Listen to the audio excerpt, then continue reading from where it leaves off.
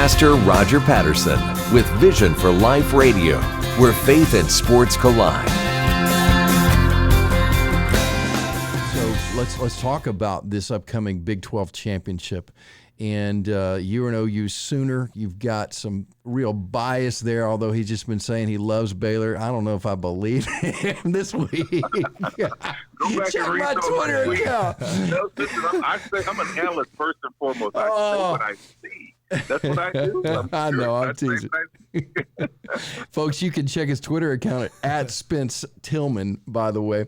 But seriously, break it down, right? I mean, you've got a great defense at Baylor with Mills at that safety position, Lynch on that D line. I mean, they're playing some ball, but I think OU had them figured out. I don't know that Baylor can beat them.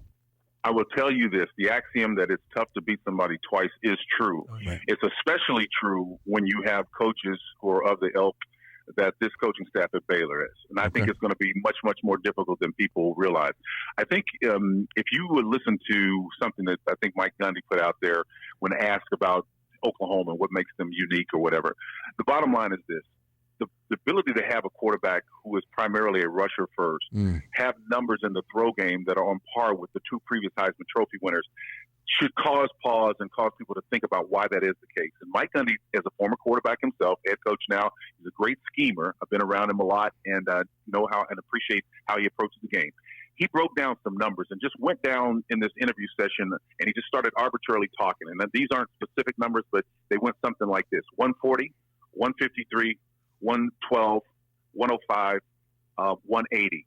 And what they were was what appeared to be an arbitrary list of the amount of times the quarterbacks that ran the ball in the wishbone and running days at Oklahoma, the J.C. Watts, the Steve Davis, and so forth.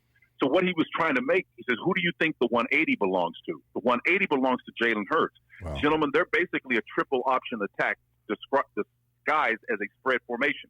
So what do? If you take him away or at least minimize them, in the throw game, he's probably going to become more of a liability. And I believe that because those two quarterbacks that won Heisman trophies, Murray and Mayfield, are eminently more accurate than Jalen Hurts is as a thrower. So what do you need to do? Invite him to run the football or to throw the football and not run the football. So there are ways that you can technically do that, and I guarantee you Matt Rule understands that. And he probably understood it then, but, again, there's ebb and flow in the course of games, and you have to be prepared for that. And sometimes guys who are challenged with going out and executing your plan don't necessarily always perform at the highest level. So there's a human element in it as well.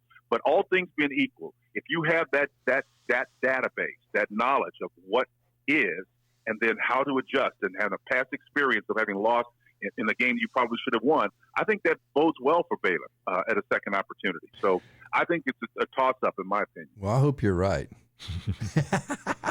Well, I don't know if I hope I'm right, but I think my analyst says that's what I see. That's what I see. Yeah, and for both of those teams, you just got to take care of business and then see how things shake out.